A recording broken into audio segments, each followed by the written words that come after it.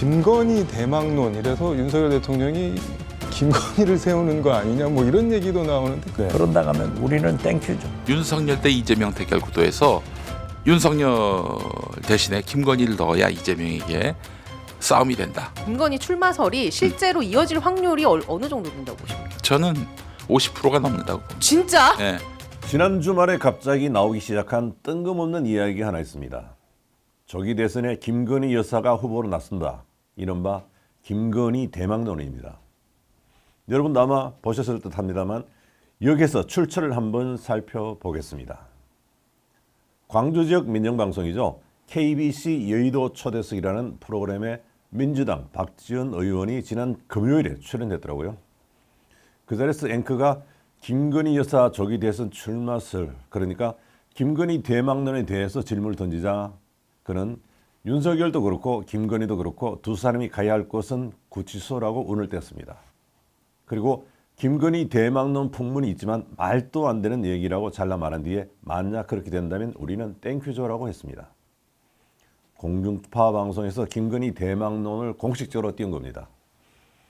이렇게 되자 여러 언론들이 이를 받아서 기사를 올렸습니다. 또 진보 언론이죠. 오마이TV가 역시 지난 금요일에 이 문제를 긴 시간을 할애해서 정면으로 다뤘습니다. 진보진영 시소평론가 김용민 씨가 출연했는데요. 그는 김건희 대망론을 50% 이상의 확률로 예상했습니다. 그는 지난해 9월부터 이 이야기가 나왔다고 밝히고 김 여사가 출마한다면 국민의힘에서는 누구도 반대할 수 없다고 했습니다. 이재명과 붙을 경쟁력 있는 후보가 없기 때문에 김 여사가 나선다면 홍준표, 오세훈 시장 그리고 김문수 장관도 반대를 못한다는 겁니다.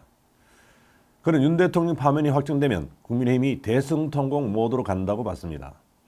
극우 세력 덕에 윤 대통령 지지율이 40%를 넘었으니까 그 지지율을 받아서 이재명과 호각지세를 이룰 사람은 오로지 김 여사뿐이다 라고 그는 주장한 겁니다.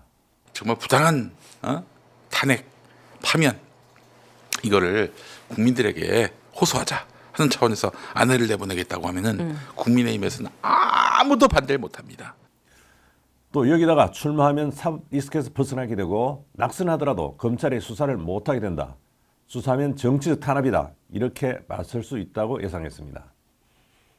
그는 김건희 여사가 나오면 민주당에게는 최상의 시나리오라고 분석했습니다. 보수 농객으로 알려져 있는 조갑재 씨도 뛰어들었습니다. 역시 지난 금요일 SBS 라디오 김태현의 정치쇼에 출연해서 국민의힘에 쓴소리를 했습니다. 그는 지난해 12월 3일 직후부터 국민의힘이 윤석열 대통령과 관계를 끊을 수 있는 골든타임이 있었는데 놓쳤다고 했습니다. 그러면서 그는 김건희 여사 출마론에 대해서 이야기를 했습니다. 처음엔 웃었는데 그 다음엔 웃지 않았다고 했습니다. 진행자가 왜 그런냐고 묻자 소위 정치 찌라시라는 내용을 처음 듣고 웃었지만 이런 생각을 할 수도 있겠구나 싶었다는 것입니다.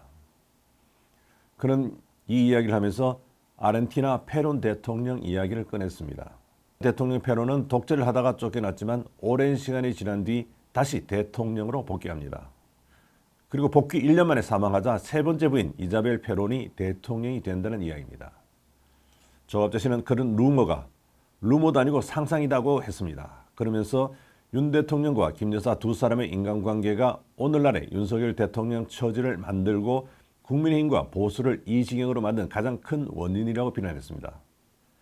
상상이라고 치부했지만 페론까지 거론한 그는 가능성이 있다는 뉘앙스를 풍겼습니다. 또 여권 일각에서 탄핵이 인용돼서 조기 대선이 열리면 플랜 B로 김건희 여사를 대선 출마하는 것을 검토하고 있다라는 일종의 밭글 형태로 며칠 전에 돌았거든요. 저는 그 이야기를 딱 듣고 처음에는 웃었다가 그러면 웃지 않았어요. 왜요? 아, 이런 생각을 할 수도 있겠구나. 진보 인터넷 언론인 프레시안이 조갑재 씨의 대답 내용을 주요 뉴스로 다뤘습니다. 타이밍이 상당히 공교롭습니다. 그동안 없었던 김건희 대망론이 지난 금요일에 일제히 터져 나온 게 뭔가 배경이 있어 보이지 않습니까? 사실상 마타도에 불과할 텐데 진보 언론들이 앞장서서 이를 사실인양 포장을 해서 퍼뜨린 점으로 미뤄봐서 헌법재판소의 윤 대통령 탄핵 선고와 관련이 있지 않나 하는 짐작을 해봅니다. 원래 지난 금요일은 윤 대통령 선고가 있을 것으로 예상이 됐던 날입니다. 만약 탄핵이 인용됐다면 본격적인 조기 대선 국면으로 접어들게 됐을 텐데요. 이때 보수 진영 한가운데에 그야말로 폭탄을 떨어뜨려서 분열을 유도하려는 전략이 아니었나 짐작해 봅니다. 물론 이 감이 제 엉뚱한 상상일 수도 있습니다. 만약 조기 대선 국면에서 김 여사 대망론이 친윤 진영을 중심으로 국민의힘 내부에서 논의되기 시작한다면 무슨 일이 벌어지겠습니까? 당이 분열될 것은 뻔한 일입니다. 대선을 코앞에 두고 분당될 테고 대선은 해보나 마나일 겁니다. 물론 그런 일이 없을 것으로 봅니다만 박지원 의원이나 낙검수 출신 김용민 평론가가 땡큐라고 말했듯이 야권에서는 그런 일이 일어나도록 바라고 있겠죠. 공교롭게도 진보 언론을 중심으로 이런 찌라시를 확대 재생산한 점이 뭔가 미심쩍다는 겁니다. 대부분 언론들이 이를 다루지 않고 있는 것은 그야말로 턱도 없는 찌라시에 불과하기 때문일 겁니다. 진보 진영에서 군부를 뗀다고 불씨가 활활 살아날 것 같지는 않습니다. 그나저나 헌법재판소의 윤 대통령 선고가 왜 이렇게 늦어지고 있을까요? 몇 차례 말씀드렸습니다만 제가 계속 취재한 바로는 어거지 만장일치는 없습니다. 분명합니다. 만장일치를 유도하기 위해서 시간을 끄는 것은 아닙니다. 논의를 통해서 만장일치가 될 수는 있지만 인위적인 유도는 없다는 것이 확실합니다. 그럴 경우 어느 한쪽의 사법농단이 됩니다. 후폭풍을 어떻게 감당할 수 있겠습니까? 선고가 늦어지는 이유는 평에서 아직 법리 공방이 치열하게 벌어지고 있기 때문일 수 있습니다. 물론 따질 게 많다고 볼 수도 있습니다. 너무도 복잡하게 얽히고 설켜 있습니다. 충분한 시간을 가지고 심리를 하는 게 맞습니다. 한 번의 선고로 모든 것이 끝나는 단심제이기 때문에 더욱 그렇습니다. 한덕수 총리 탄핵과도 깊이 연결되어 있다고 봅니다. 한 총리 탄핵이 기각되면 무슨 일이 벌어지겠습니까? 당장 최상목 대통령 권한대행이 임명한 정계선 조한창 재판관의 재판관 자격에 문제가 생깁니다. 이들은 한 총리가 임명을 거부했던 사람들입니다. 이 문제를 둔 채로 윤 대통령 탄핵을 선고하기 힘들 수도 있습니다. 그래서 나온 시나리오가 한 총리 컴백과 함께 두 재판관 임명이 무효가 되고 정족수 미달로 윤 대통령 탄핵 사건 선고를 못한 채 식물 대통령인 채로 계속 가는 겁니다. 6명의 재판관으로는 심리를 할 수는 있어도 선고를 할 수 없다고 법조계는 보고 있습니다. 야권에서 원하는 시나리오일 수도 있습니다. 하여튼 금요일에 선고하는 관행을 고려한다면 이번 금요일인 21일이 D-Day일 가능성이 큽니다. 경찰도 금요일 선고를 대비하고 있다는 이야기가 들립니다.